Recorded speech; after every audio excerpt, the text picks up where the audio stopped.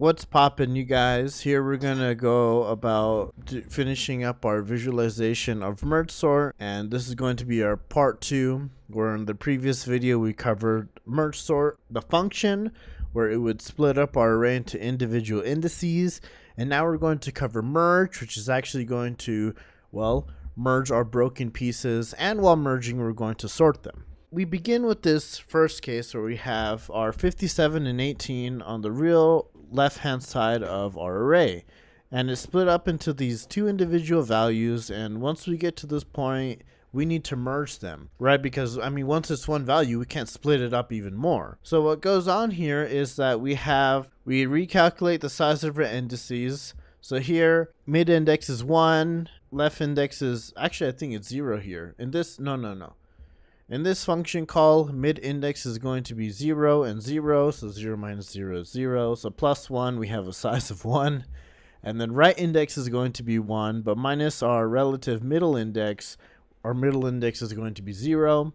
So this results in a right size of 1. So we create two vector copies, which are these two, and they both have a size of 1. So then we fill in our left vector, which is going to be our value 57, and our right vector, which is just going to be the value of 18. In this case, it's simple because our arrays are only one value. So when we make these left vect and right vect, they're going to be vectors of size 1. But now that we have that created, we need to go about merging it together. So we have this while loop to check while I is less than left size and j is less than right size, which is I equal to 0 and j equal to 0. So they're both pointed inside of the array. So we first check if left vector is less than right vector. And this is not true. 57 is not less than 18. So what we do now is that we assign our value of right vector to k. So it gets sorted here. However, j increases by 1, and j is going to be outside the bounds of the size of the right vector. Right j is not going to be less than right size anymore. So we break out of this while loop, funnily enough, after the first iteration, and then we have our two cleanup while loops here. So since we broke out because of the right size, we're not going to be entering this while loop. It's actually this while loop that's going to be doing all the cleanup.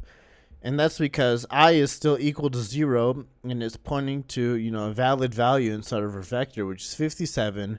So what we simply do is that we assign whatever's left of our left vector into our array V, or vector V.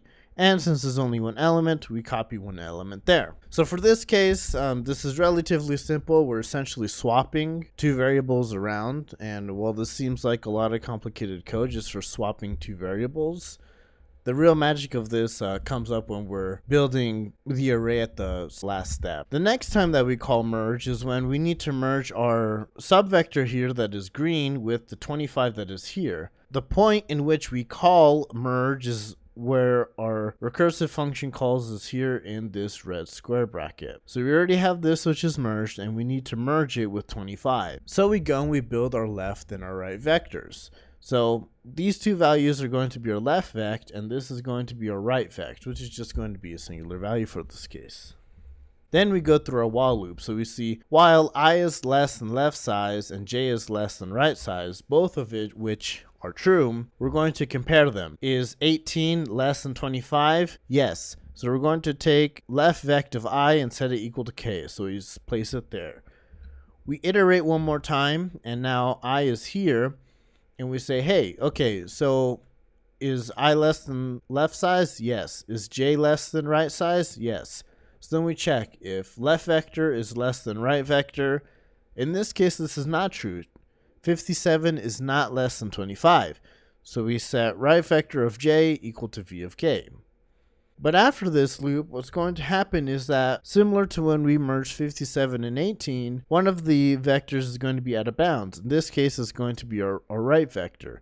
So what we're going to do is that we're going to finish the rest of the values for our left vector. While I is less than left size, we are going to assign left vect of I to k, in which we assign 57 to what's right there. So at this point, we have half of our vector sorted. And then the next time that we're going to call merge is that once we've broken up the right hand side of the array up into individual values. Once that's happened, we're ready to merge these two individual values into two values. So similar to how it was when we first called merge, we're building two vectors, left vect and right vect, and they only have one element each. And here, so the first thing that we trigger is that left vector is going to be less than right vector. So we set 6 equal to what's here on the left hand side.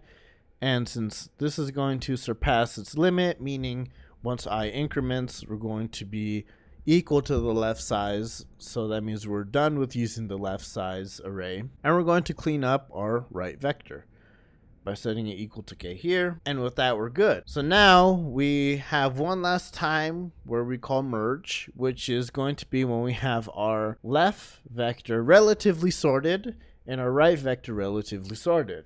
What's left is to merge both of these two individually sorted values into the array, so that way our array and vector can be completely sorted and we have finished sorting our array. So here's where things get exciting. Now our left vector is going to have 3 elements and our right vector is going to have 2. So first we check if left vector of I is less than right vector of j, so 6 is less than 18, so we trigger our else statement and copy right vector of j into k, and then we try it again. Well, it turns out 12 is less than 18, so we got to copy that there.